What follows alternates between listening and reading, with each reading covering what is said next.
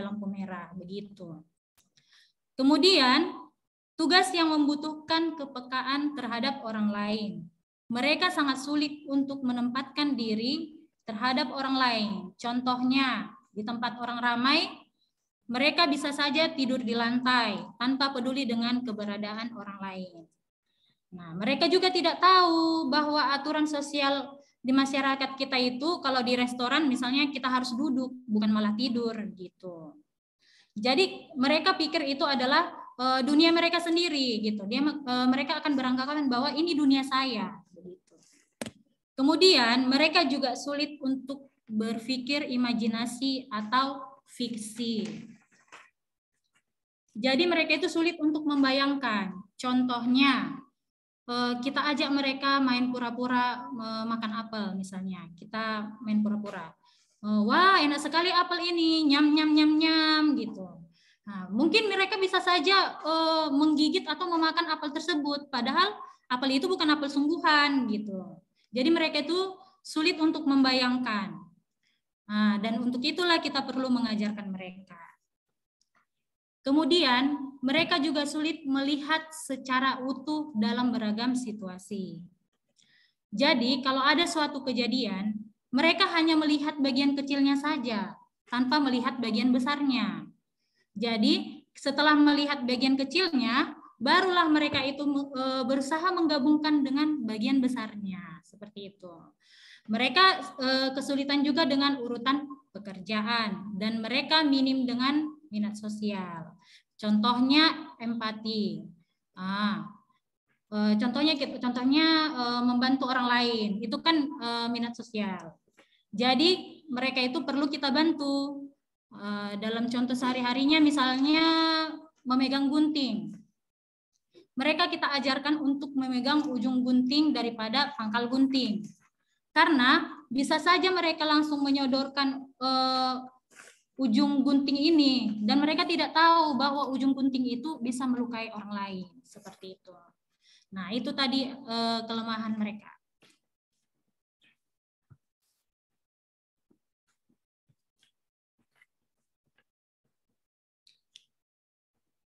Nah, oke, baik.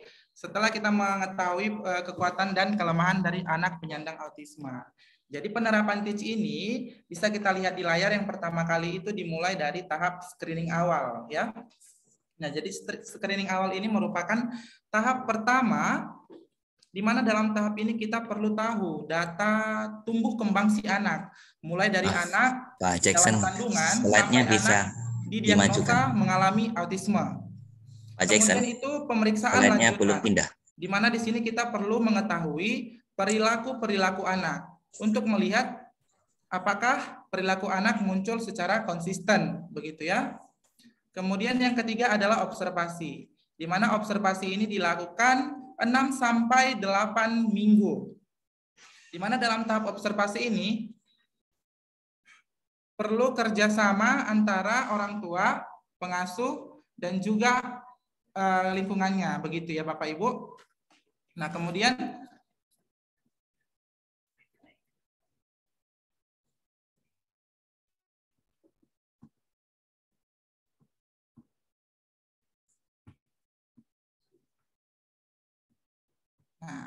penerapan TEACH yang dimulai dari screening awal, begitu ya. Nah, jadi untuk screening awal ini merupakan langkah awal di mana dalam tahapan ini kita perlu tahu data tumbuh kembang si anak. Mulai dari anak dalam kondisi kandungan sampai anak didiagnosa mengalami autisme. Yang kemudian adalah pemeriksaan lanjutan, di mana dalam tahap ini kita perlu mengetahui perilaku anak untuk melihat apakah perilaku anak muncul secara konsisten. Kemudian yang ketiga adalah tahap observasi, di mana dalam tahap ini kita perlu bekerja sama antara orang tua dan juga pengasuh si anak untuk melakukan observasi selama 6 sampai 8 minggu. Contoh pada saat anak bermain, kita perlu tahu bagaimana komunikasi si anak, interaksi sosial si anak, dan juga kemampuan motorik ataupun kemampuan bermain dari si anak. Sehingga pada tahap terakhir kita mampu menyusun yang namanya planning matrix. Di mana matrix planning ini adalah gambaran bagaimana kondisi anak secara umum, yang di dalamnya nanti ada karakteristik tertentu, baik karakteristik komunikasi, interaksi sosial, kemampuan bermain, kemampuan motorik si anak, informasi ataupun gaya belajar anak. Nah, untuk apa kita perlu menerapkan planning matrix tersebut? Nah, jadi planning matrix ini berfungsi untuk meningkatkan pemahaman kita tentang diri anak dan dapat membantu mengidentifikasi apa-apa saja tujuan yang ingin kita capai kepada anak begitu. Jadi di sini kami akan menampilkan planning matrix dari salah satu murid kami.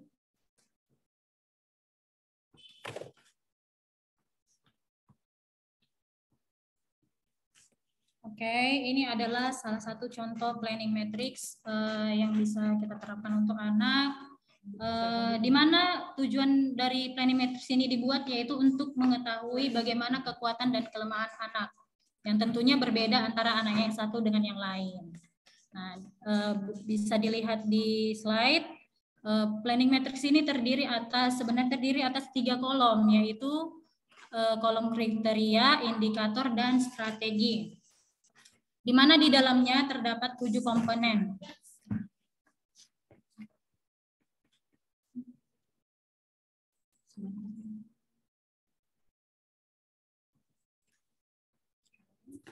Oke, saya ulang. Dalam planning matrix ini terdiri atas 3 kolom, yaitu kolom kriteria, indikator, dan strategi. Di mana di dalamnya terdapat 7 komponen, yaitu komunikasi ekspresif dan reseptif, interaksi sosial, perilaku berulang dan minat terbatas, pemrosesan indrawi, pemrosesan informasi dan gaya belajar, kemampuan motorik halus dan motorik kasar, dan kemampuan bermainnya. Jadi misalnya kita buat indikatornya untuk yang komunikasi reseptif. Sebut saja PP mampu memahami 2 instruksi misalnya. Jadi kita buatkan strategi bagaimana cara meningkatkan pemahaman si P ini menjadi 5 instruksi seperti itu. Nah, terus kemudian kemampuan ekspresif. Misalnya P mampu menyebutkan 3 kata.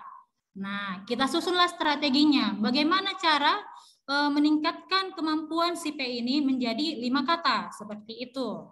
Begitu juga dengan interaksi sosial. Contoh indikatornya, si P mampu melakukan kontak mata selama 5 detik. Nah, jadi kita buatkan strategi bagaimana caranya meningkatkan kontak mata si P ini menjadi 8 detik, seperti itu. Jadi nanti akan kita tuangkan semuanya itu ke dalam IP atau Individual Education Plan, seperti itu ya. Kemudian perilaku berulang dan minat terbatas. Misalnya indikatornya si P tertarik hanya pada satu objek saja. Contohnya mobil merah. Nah, kita buatkan strategi bagaimana supaya si P ini tidak tertarik hanya pada satu objek, tertarik dengan objek yang lain, seperti itu. Terus pemrosesan indrawi.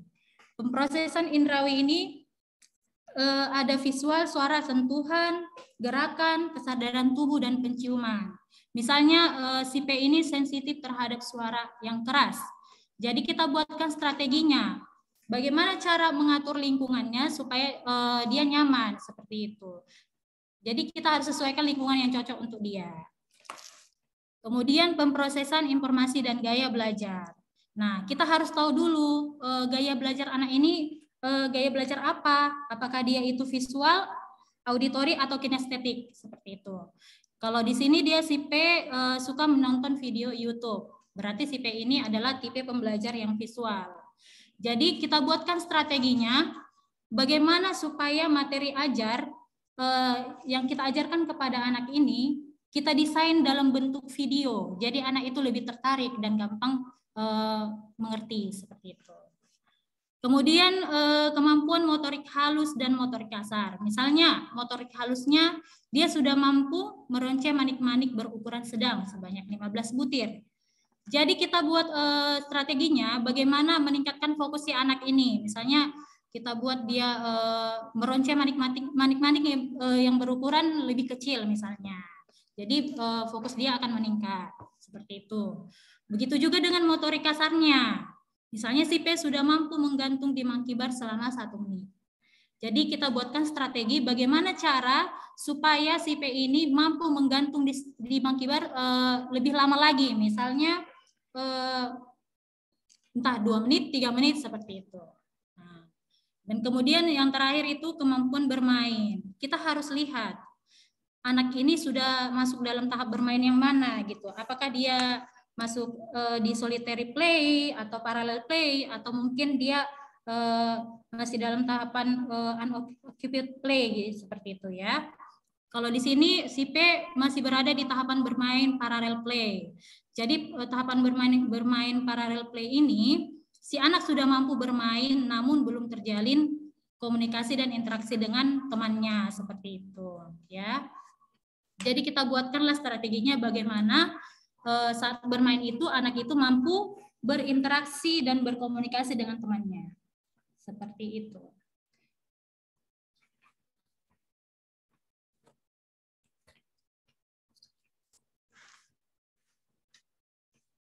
Nah, oke, saya akan jelaskan komponen dalam teach.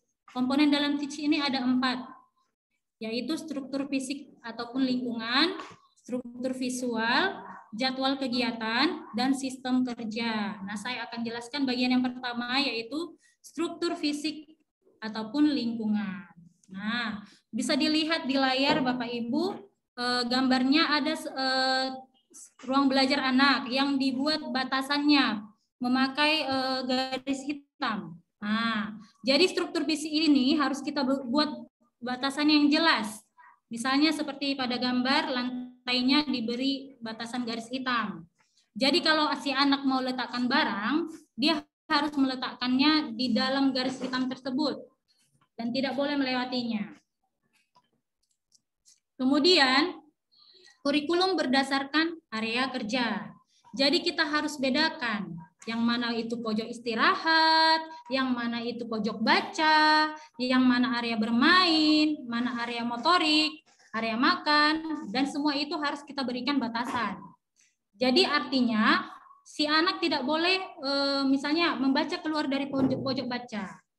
Kalaupun dia mau keluar, dia harus permisi terlebih dahulu, seperti itu. Kemudian material dan petunjuk yang kontekstual. Nah, kalau material dan petunjuk ini kita harus membuat label semua kegiatan semua benda-benda yang ada di ruangan belajarnya. Misalnya di dalam ruang belajarnya itu ada papan tulis. Nah, kita buatkan labelnya dan begitu juga dengan peralatan-peralatan yang lain. Jadi anak itu menjadi tahu, oh ini yang namanya papan tulis, seperti itu ya. Jadi material yang kontekstual itu juga berarti kalau misalnya kita sekarang mau pindah, ada gerakannya gitu. Jadi, misalnya pindah ruangan, kita harus tahu memberitahukan kepada anak bahwa kita sekarang mau pindah ruangan dengan cara menunjukkan kartu kuning. Seperti ini ya Bapak Ibu. Jelas ya. Oke. Ini adalah contoh kartu kuning yang kita bisa gunakan untuk anak. Misalnya kita mau ajak anak itu berpindah ruangan, kita bilang misalnya sekarang kita mau latihan fisik di luar, tunjukkan kartu kuning. Jadi nanti anak akan paham bahwa dengan menunjukkan kartu kuning ini berarti itu tandanya kita mau berpindah, seperti itu ya. Nah, begitu juga dengan area transisi. Area transisi ini adalah area peralihan sebelum dia masuk ke tempat lain. Misalnya bisa saja itu ruang tenang atau misalnya itu toilet ya. Nah, jadi kita bawa dulu anak itu ke area transisi sebelum kita berpindah tempat.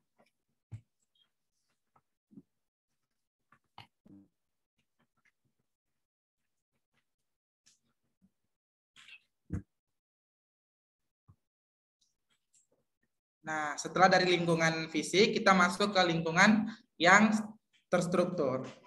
Yang pertama itu adalah lingkungan kelas. Nah, jadi lingkungan kelas perlu diatur supaya di dalamnya ada alat bantu visual, begitu ya. Jadwal atau rosternya dibuat. sekarang belajar apa begitu. Kemudian diatur meja belajarnya di mana. Kemudian yang kedua adalah pelajaran.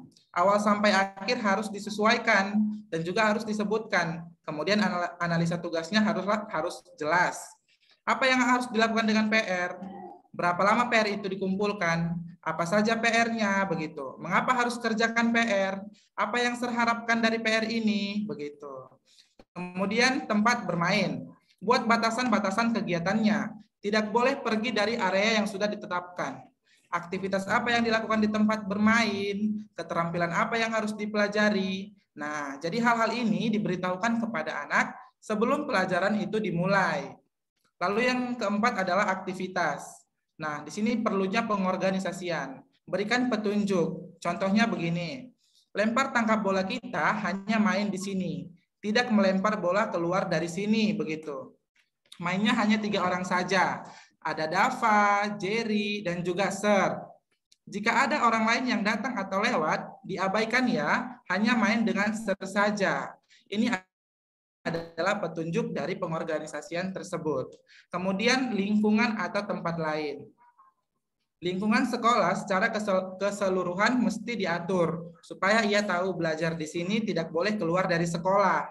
Termasuk juga di lingkungan rumah begitu. Harus dilakukan generalisasi. Kalau besok Sir tidak masuk, ada yang menggantikan ya, belajar dengan Sir ini begitu. Atau belajar dengan Miss ini. Nah, ini yang harus kita terapkan secara konsisten dan juga tegas di semua lingkungan. Kalau ia mau ambil minum, ambil di tempat yang sudah dilabeling, atau kalau misalnya dia pergi ke toilet, ia harus siram toilet itu berapa kali. Nah, itu semua harus tegas dan konsisten. Tidak boleh hari ini siram, besoknya tidak disiram begitu. Untuk itu perlu dituliskan di toilet, siram 3 kali. Nah, itulah yang dinamakan dengan lingkungan yang terstruktur.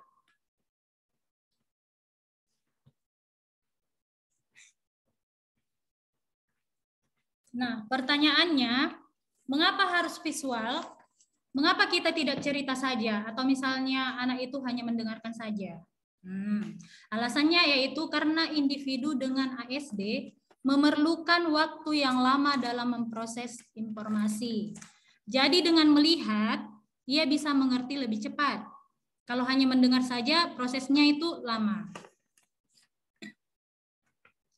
Kemudian, informasi visual itu bersifat permanen. Jadi, ia dapat memprosesnya dalam waktu yang lebih cepat. Kalau misalnya anak itu tidak mengerti, dia bisa lagi lihat gambarnya. Nah, kalau suara kan kita cuma ucapkan sekali, tidak bisa diulang lagi. Tapi kalau kita buat dalam bentuk gambar, anak itu bisa melihatnya berulang-ulang. Dan itu benar secara harafiah, karena gambar itu mewakili sejuta kata. Jadi daripada kita cerita panjang lebar tentang sesuatu, lebih baik si anak itu melihat langsung gambarnya. Jadi dia akan lebih cepat paham, seperti itu. Kemudian visual ini juga membantu pemahaman.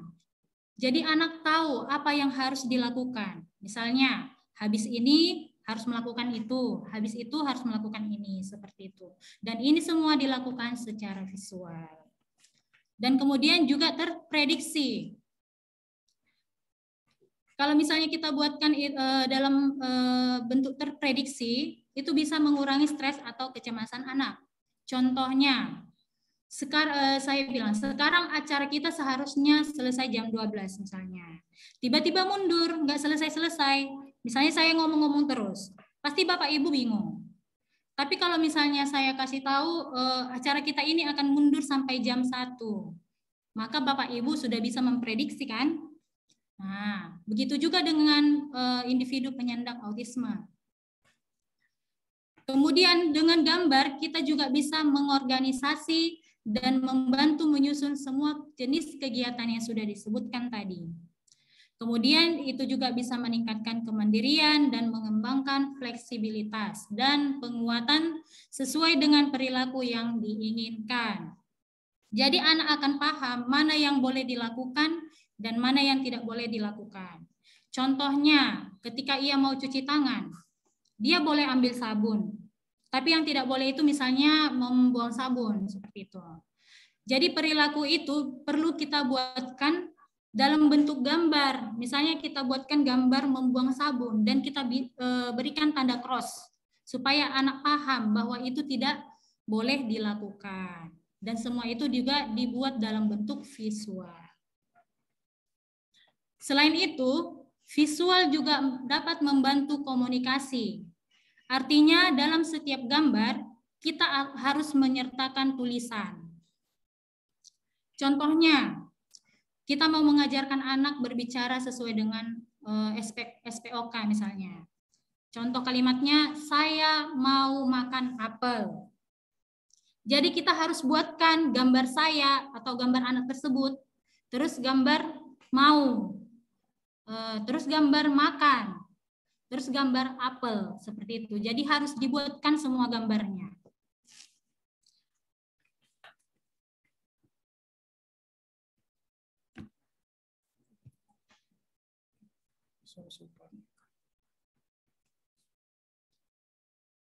Nah, jadi di sini terdapat 7 visual support, di mana visual support ini juga telah kami terapkan dalam penerapan teach di sekolah kami. Yang pertama itu adalah schedule. Nah, jadi schedule ini berisi kegiatan-kegiatan yang harus dilakukan anak, begitu ya. Kemudian yang kedua adalah timetable. Jadi ini adalah suatu visual support yang menceritakan tentang apa-apa saja yang akan anak lakukan. Ada waktu-waktunya, misalnya jam 8 harus berjemur, begitu. Nah, misalnya siang hari harus begini, pekerjaan-pekerjaan di sore hari, apa-apa saja, begitu. Kemudian yang ketiga adalah sequence. Nah, jadi untuk sequence ini, urutan-urutannya itu dipecahkan, begitu. Artinya begini, misalnya si anak mau mencuci piring. Hal yang pertama dilakukan dia adalah membawa piring kotor ke wastafel misalnya, kemudian menuangkan sabun, mencuci piring, membilas, lalu menempatkan piring tersebut ke tempat yang bersih, begitu. Jadi urutan-urutannya semakin terstruktur. Kemudian adalah kartu wajib. Nah, jadi kartu wajib ini adalah kartu ataupun gambar-gambar yang wajib dibawa si anak kemanapun dan dimanapun dia pergi. Contohnya ada gambar mau makan, gambar toilet, gambar duduk atau gambar bermain, begitu. Kemudian adalah coding tugas.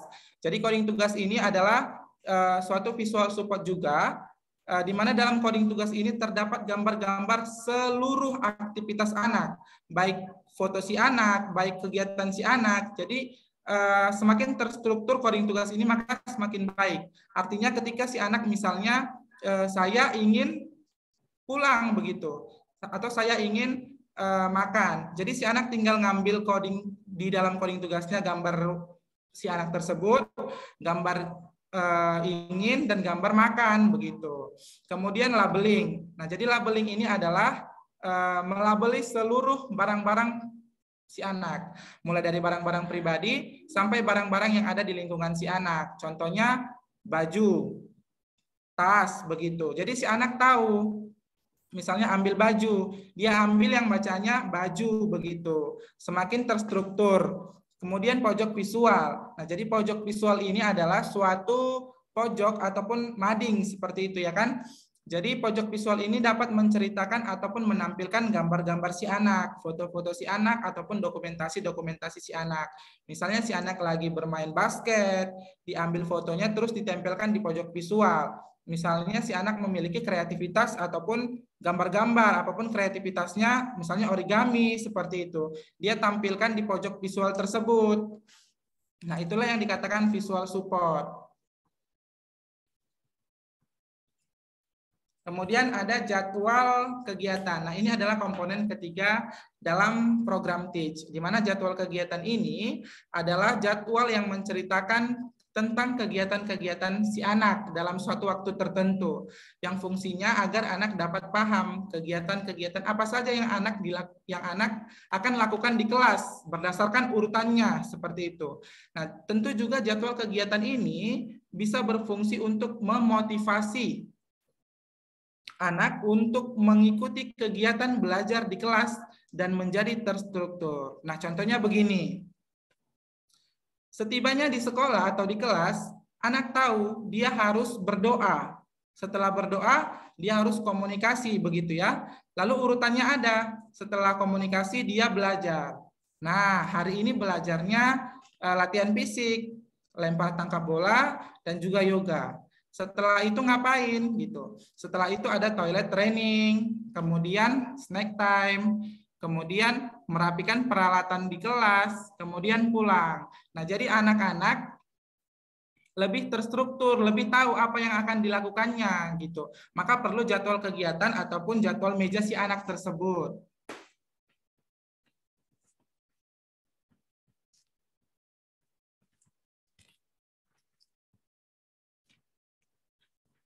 Oke, begitu juga dengan sistem kerja. Sistem kerja ini menceritakan tentang urutan pekerjaan. Jadi harus jelas apa yang mau dikerjakan anak. Seperti itu, harus jelas urutan pekerjaannya. Di mana dikerjakan, siapa yang mengerjakan. Jadi harus jelas siapa PIC-nya, seperti itu. Seperti pada gambar misalnya, di situ ada sekuen membuat kertas daur ulang. Jadi di sini jelas PIC-nya siapa, misalnya yang mengangkat kontainer itu Senli dan Mustafa. Anak lain misalnya tugasnya merobek kertas, seperti itu. Jadi harus jelas PIC-nya dan urutan pekerjaannya. Nah, di sini adalah ada contoh penerapan teach yang sudah kami lakukan di sekolah kami. Boleh dilihat.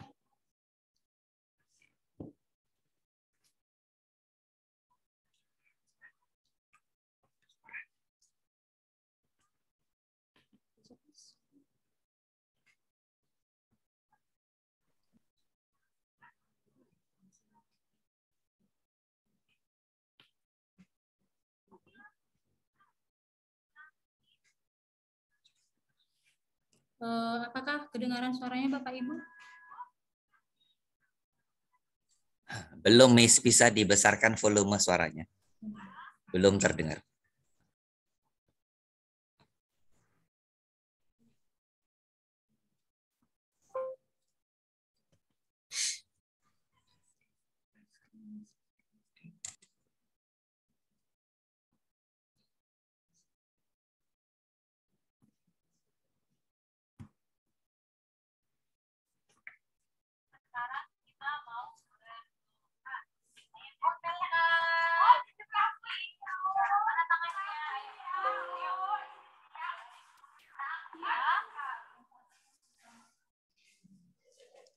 Oke, saya jelaskan.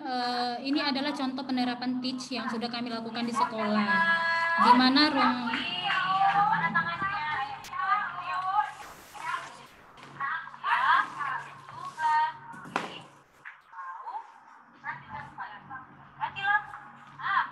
Selamat siang, Prian. Selamat siang, Miss Imel. Apa kabar? Kita mau Oke, di mana ruang belajar anak itu dibuat batasan berupa garis hitam. Jadi anak itu tahu dia harus belajar di dalam area garis hitam tersebut dan tidak boleh keluar dari situ. Begitu juga dengan barang-barang anak diletakkan di dalam area tersebut. Gitu. Ini juga kami sudah menerapkan penggunaan jadwal meja dari setiap anak. Jadi kalau misalnya dia mau melakukan kegiatan-kegiatannya dalam satu sesi itu, dia perlu menempelkannya di papan komunikasi. Misalnya seperti tadi, si anak mau berdoa. Jadi dia harus kita minta untuk melengketkan gambar dia sedang berdoa ke papan komunikasi, baru dia berdoa seperti itu.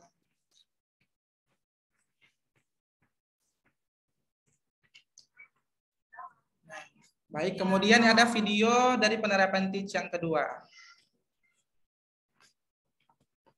Sini jelas kelihatan bahwa tempat belajar si anak itu memiliki batasan-batasan fisik ataupun lingkungan yang terstruktur.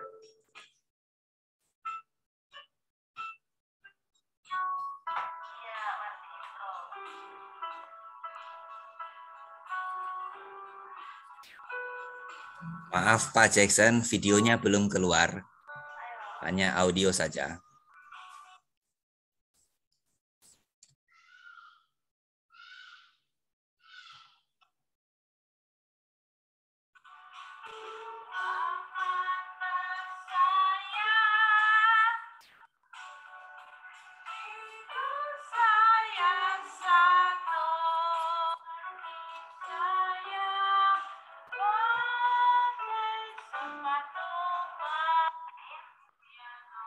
Nah, jadi di sini kelihatan ya Bapak Ibu, di detik pertama hari ini kita mau main, nah terapisnya bilang, nah, jadi si anak tahu hari ini bahwa hari ini melakukan latihan piano begitu. Nah, jadi si anak ambil gambar ataupun si terapis boleh menghadirkan gambarnya supaya dalam kegiatan si anak dalam suatu siklus itu berurutan dan juga terstruktur begitu.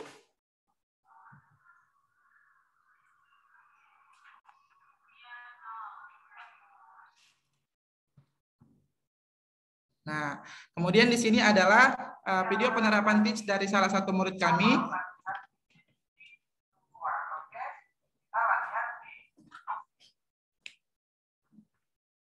Nah, jadi jelas di sini penggunaan dari kartu kuning. Kartu kuning inilah yang kami pakai di sekolah kami untuk misalnya si anak itu mau latihan fisik keluar begitu. Tidak tiba-tiba kita latihan fisik keluar begitu. Nah, itu menyebabkan si anak bisa-bisa tantrum atau bisa-bisa kenapa urutannya diganti begitu. Bukankah hari ini harus begini? Bukankah hari ini harus pijat bayi atau pijat punggung atau yoga misalnya. Jadi ketika ada peralihan ataupun terdapat suatu instruksi dalam melakukan area transisi begitu ya Bapak Ibu. Jadi kita perlu hadirkan kartu kuning ini. Jadi semakin kita hadirkan kartu kuning ini, maka si anak paham bahwa oh hari ini mau melakukan kegiatan, hari ini mau pindah tempat gitu. Misalnya hari ini mau ke ruang tenang dulu begitu. Jadi perlu kita hadirkan visual support berbentuk kartu kuning tadi.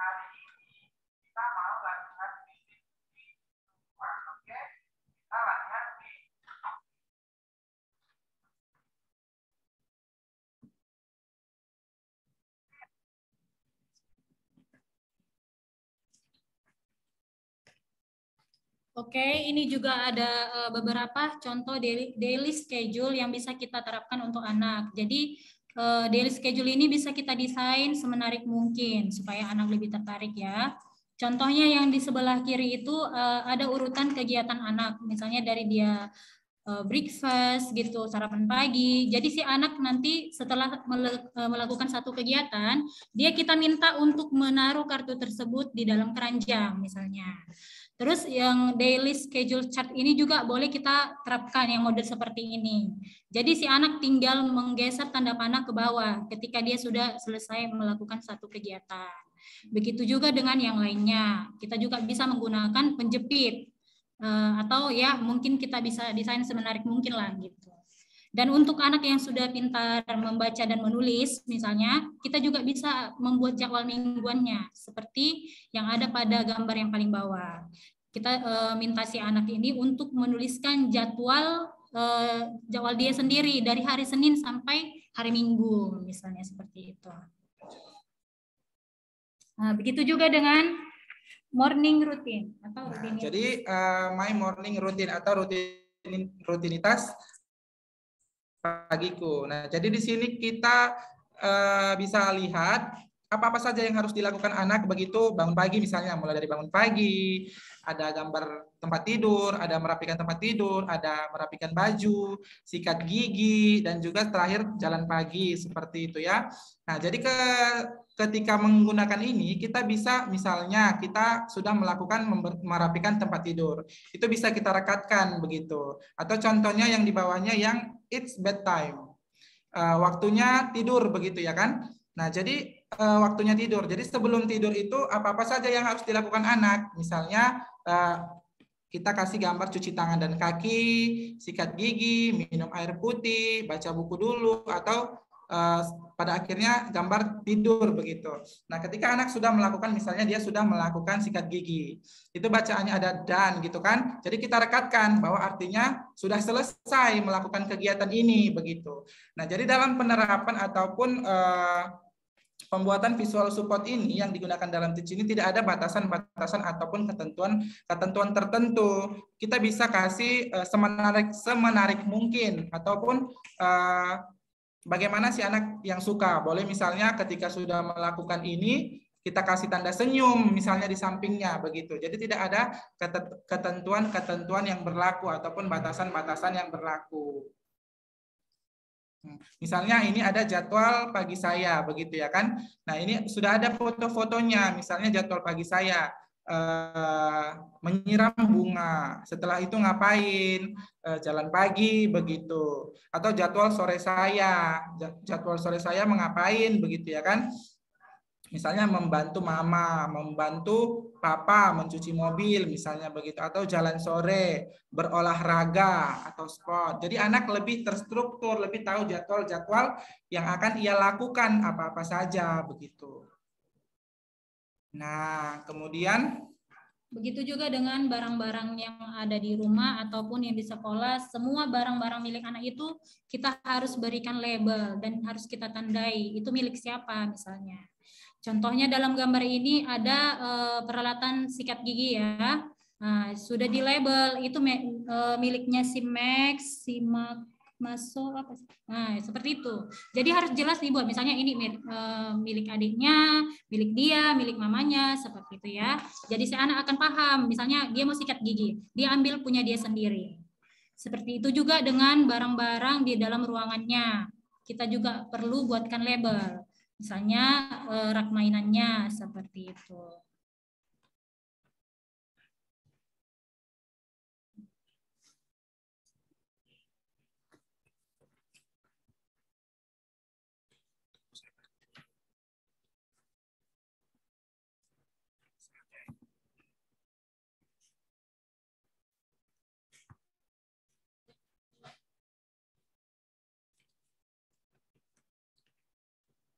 Oke, akhir dari presentasi Teach ini adalah Teach ini memberikan penguatan terhadap orang tua maupun pengasuh.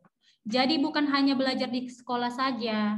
Alangkah lebih baiknya jika Teach ini diterapkan di sekolah dan di rumah secara konsisten agar hasilnya lebih efektif. Jadi tidak boleh hanya di sekolah saja ya Bapak Ibu. Nah, jadi pentingnya penerapan Teach ini sebenarnya lebih baiknya di rumah dan juga di sekolahnya begitu ya. Untuk itulah kita perlu terapkan Teach ini, di mana kami telah menerapkan Teach di sekolah kami kepada anak-anak kami. Begitu juga mereka di rumahnya telah menggunakan Teach atas penguatan-penguatan dari orang tuanya. Untuk itulah Bapak dan Ibu di sini boleh hubungin kami untuk di kontak kami di Sekolah Alam Medan, Jalan Bunga Wijaya Kusuma nomor 23 Medan Selayang, dan juga iHomeschooling, Jalan Abdullah Lubis nomor 56 ataupun 35 Medan. Nah, sekian dari presentasi Teach kami ini. Terima kasih. Kami kembalikan kepada Bapak Andreas ataupun moderator. Terima kasih Sir Jackson dan Miss Mel Sandi. Kita masuk sesi tanya jawab ya. Kebetulan ada beberapa pertanyaan yang sudah masuk. Jadi saya mulai dulu dengan orang tua karena tadi disampaikan oleh Miss Email bahwa Teach ini juga diterapkan di rumah. Jadi perlu adanya investasi juga dari orang tua. Ada pertanyaan dari orang tua Miss Eslin. Apakah Miss Eslin mau langsung bertanya? Tanya langsung Miss Bu Eslin.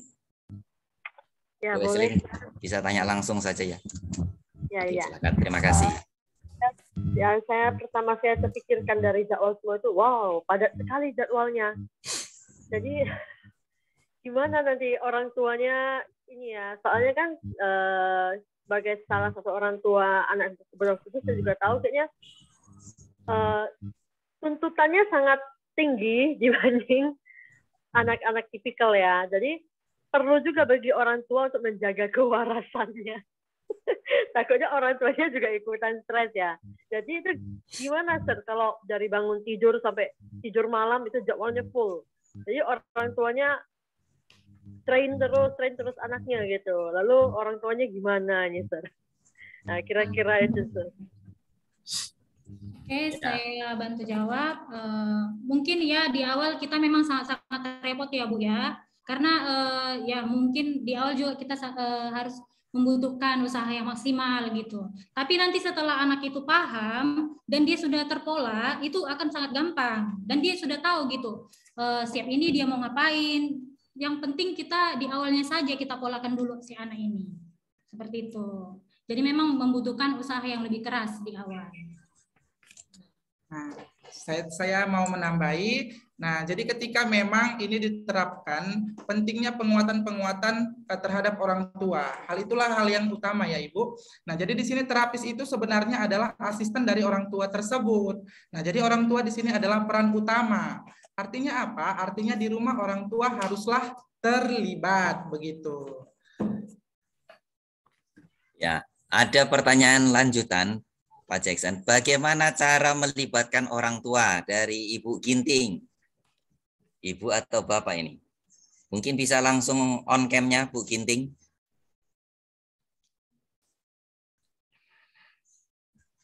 Ibu Ginting ada?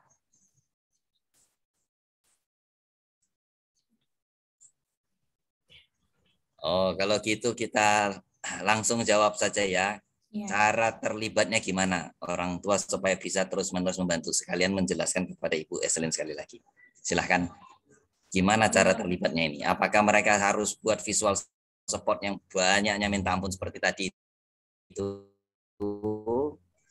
Ya, atau cukup mungkin, hanya yang tertentu saja yang paling penting mana itu? Ya mungkin dimulai dari bagian yang paling penting ya, yang secara umum aja gitu. Dan orang tua mungkin juga bisa berkonsultasi dengan terapis si anak. Jadi dia tidak usah misalnya terlalu memikirkan sendiri bagaimana ini, aduh repot sekali seperti itu ya. Jadi bisa juga berkonsultasi dengan terapis. Jadi bekerja sama seperti itu untuk pembuatan visual support-nya. Ya, kemudian ada pertanyaan lanjutan dari Clara. Sebenarnya apa sih keunggulan utama dari TEACH ini dibandingkan metode-metode lainnya? Tadi Pak Jackson kalau nggak salah ada sebutkan ini merupakan gabungan dari berbagai metode. Jadi metode TEACH ini sebenarnya apakah gabungan atau ada tambahan yang berbeda? Dan kalau dia berbeda, apa keunggulannya? Tolong dijelaskan lagi, Pak. Nah, seperti yang terima kasih buat pertanyaannya kepada Ibu Clara. Seperti yang saya sebutkan tadi, sebenarnya TEACH ini merupakan perpaduan dari metode-metode pendidikan yang ada. Artinya apa? Artinya segala jenis metode pendidikan untuk penyandang autisme. Misalnya itu ABA, Applied Behavior Analysis, Floor Time, Sensory Integrasi, Brain Gym, dan lain-lain sebagainya. Jadi keunggulan metode TEACH ini adalah menjadikan anak terstruktur, yang artinya terpola, mandiri, baik dari segi komunikasi, interaksi, perilaku, serta menjadikan anak menjadi insan yang bahagia. Artinya begini, misalnya dalam penerapan PECS, penerapan TEACH begitu ya. Jadi seorang anak nonverbal, dia belum mampu mengungkapkan keinginannya. Tentu metode yang paling cocok kita gunakan itu adalah penggunaan si PECS tadi begitu. Atau misalnya si anak kemampuan bermainnya kurang begitu ya. Tentu penerapannya salah satu metodenya kita harus lakukan sensori integrasi misalnya ataupun brain gym, senam otak begitu. Jadi tidak ada sebenarnya perbedaan-perbedaan ataupun kelemahan-kelemahan dari metode-metode itu. Yang artinya metode-metode tersebut merupakan metode-metode yang bisa diterapkan kepada anak sesuai dengan kondisi si anak tadi begitu. Apakah si anak tadi mengalami keterlambatan berbicara misalnya ataupun tantrumnya yang berlebihan begitu. Jadi kita sesuaikan dulu dengan kondisi-kondisi si anak. Begitu ya Ibu Clara. Apakah masih ada pertanyaannya kepada Bapak Andreas? Ya, pertanyaan lanjutan mengenai struktur. Ini dari Suci Ramadhani dan Sri Ulina. Ada dua struktur disebutkan tadi, struktur fisik dan struktur lingkungan. Bagaimana penerapannya di rumah untuk struktur fisik dan lingkungan? Tadi banyak dijelaskan mengenai di sekolah. Nah, di rumah penerapannya di mana? Yang paling penting untuk penerapan struktur fisik dan lingkungan dalam program TEACH ini yang bagaimana? Silahkan Pak dan Miss Email. Jadi struktur lingkungan ini harus kita sesuaikan dengan keadaan anaknya. Misalnya anaknya itu sensitif terhadap cahaya yang terlalu terang misalnya kan. Jadi kita yang harus mengkondisikan, ya kita buatlah cahayanya itu supaya tidak terlalu terang gitu di dalamnya. Jadi si anak pun nyaman kan seperti itu. Jadi kita yang harus menyesuaikan lingkungan si anak tersebut, bukan dia yang harus beradaptasi dengan lingkungan yang kita maksud seperti itu. Kita harus sesuaikan dengan kondisi anaknya. Nah, jadi penerapan lingkungan fisik dan visual ini juga penerapannya di rumah begitu ya. Nah, jadi kalau di rumah kita bisa kasih batasan-batasan ataupun ruangan-ruangan pribadi anak begitu. Misalnya ini batasan-batasan kamu boleh bermain sampai sini saja begitu. Itu untuk struktur lingkungannya. Tidak boleh lewat dari pagar ini ya. Jika ada orang lain memanggil ataupun meminta kamu keluar, tidak boleh begitu, atau harus izin dulu ke mama, atau harus izin dulu ke papa begitu. Nah, untuk struktur visualnya itu tadi kita boleh melabeli seluruh barang-barang pribadi si anak, misalnya sepatu begitu, ataupun sendok begitu. Jadi ketika dia mau mengambil sendok, dia punya ini sendok begitu. Sudah dilabeli barang-barang pribadinya, barang-barang sekelilingnya begitu. Jadi tentunya penerapannya ini juga untuk struktur visual kita itu tadi boleh kita kasih rutinitas pagi saya begitu. Jadi dia tahu apa-apa saja yang harus dilakukannya pagi hari, labeling tadi. Dan untuk struktur lingkungannya itu tadi kita boleh kasih batasan-batasan ruangan dalam melakukan kegiatan begitu. Untuk tambahannya kita juga harus bedakan di rumah itu misalnya. Tidak boleh di tempat makan itu anak belajar, itu tidak boleh. Kita harus bedakan di mana tempat dia belajar, di mana dia tempat makan, gitu, di mana tempat dia bermain. Jadi anak itu tahu gitu batasan-batasannya. Jadi semuanya itu terstruktur seperti itu ya. Ya. Pertanyaan dari Suci Ramadhani, apa sebenarnya beda antara struktur lingkungan dan struktur fisik? Bedanya di mana? Dia belum jelas. Saya jawab. Struktur fisik itu lebih ke fisiknya. Jadi misalnya kita bedakan ruangan-ruangannya, ruangan belajarnya, ruangan bermainnya, ruangan makannya gitu. Sedangkan struktur visual itu labelingnya seperti itu ya. Jadi semua ruangan itu kita buat tandanya, misalnya di ruang belajar atau misalnya di dalam satu ruangan itu kita harus melabel semua barang-barang yang ada di sana. Jadi misalnya rak buku. Jadi anak itu tahu, oh kalau misalnya mengambil buku dari rak buku seperti itu. Misalnya rak sepatu. Kalau mau meletakkan sepatu itu di rak sepatu seperti itu.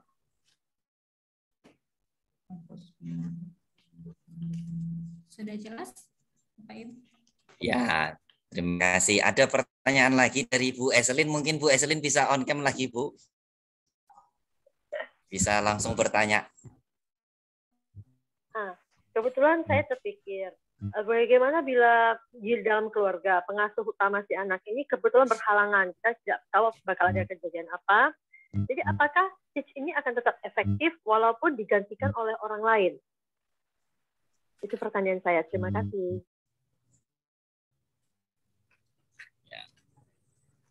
Oke, silakan. Saya akan bantu jawab. Nah, ini masuk ke ini ya, berpikir fleksibel. Jadi tadi kita harus mengajarkan anak itu dulu untuk berpikir fleksibel seperti itu. Jadi sebelum pengasuhnya ini pergi atau misalnya ada urusan, dari jauh hari kita harus memberikan social story dalam bentuk gambar gitu.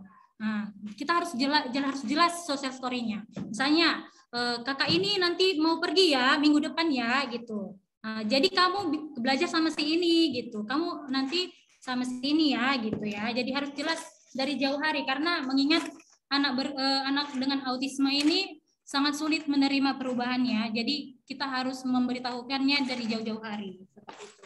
Dan kita juga nggak bisa langsung kasih tahu dengan kata-kata. Misalnya minggu depan kakak ini tidak ada gitu. Dia tidak akan paham.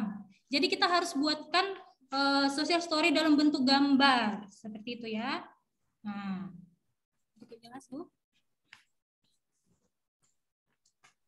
Ya, ada lagi pertanyaan. Jika dalam proses belajar yang Pak Jackson atau Miss Email temui, kalau sekarang anak itu tidak mengikuti apa yang kita minta dia ikuti. Artinya dia belum ada kesanggupan untuk meniru, memahami, atau menyamakan yang merupakan konsep dasar dari suatu pembelajaran. Nah, bagaimana kita menyikapinya?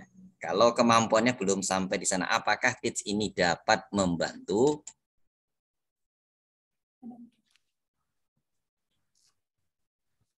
Oke, misalnya di sini dia belum mampu ya, dia belum mengerti ya. Ya udah kita prom si anak tersebut di awalnya gitu. Kita mungkin yang prom anaknya di awal. Jadi kita nggak bisa langsung bilang sama dia, kamu harus lakukan ini, lakukan itu gitu. Jadi kita harus kasih prom penuh dulu di awal. Setelah itu baru kita kurangi promnya seperti itu. Kalau dia misalnya udah bisa. Dan ini memerlukan proses yang sangat lama ya. Jadi tidak langsung instan. Perubahannya mungkin di awal itu sedikit demi sedikit seperti itu. Jadi jangan dulu kan. Kadang kebanyakan orang tua sih langsung berharap, oh anak saya harus bisa seperti ini gitu kan. Dalam waktu yang secepat ini seperti itu. Jadi harus kita mulai dari yang kecil saja dulu gitu. Mungkin di awal perubahan itu sangat sedikit kelihatannya, tapi kalau misalnya kita lakukan dengan konsisten gitu, kita latih terus anak ini, kita ajarkan terus, ya mungkin nanti akan kelihatan hasil yang maksimal. Jadi jawabannya dengan prom yang teratur, konsisten, dan tegas terus-menerus ya. Begitu ya Miss Imel ya? Begitu. Ada pertanyaan lain lagi. Dalam metode TEACH ini apakah ada kelebihan dan kelemahan dibanding metode, dan keseluruhan metode ini apakah harus diterapkan? Seperti tadi ada struktur fisik, ada struktur lingkungan, ada visual support, atau tergantung situasi dan kondisi anak?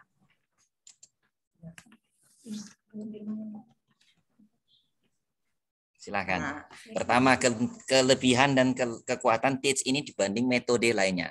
Visual support ini dibandingkan metode lainnya. Apa kelebihan dan kelemahannya? Nah, jadi sebenarnya kembali lagi ke penjelasan yang saya utarakan tadi, bahwa TEACH ini merupakan perpaduan dari metode-metode pendidikan yang ada gitu ya Bapak Ibu, baik ABA, floor time, sensori integrasi, brain gym, dan lain-lain sebagainya.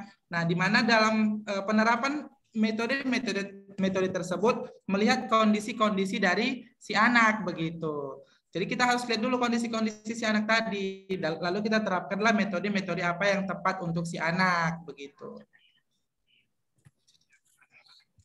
Ya, ya. Terima kasih Pak Jackson, Miss Imel. Mungkin ada pertanyaan lainnya? Silahkan, ada yang mau langsung on cam? Ada 21 partisipan siang hari ini. Kalau ya Ibu Isnah, apa kabar Bu?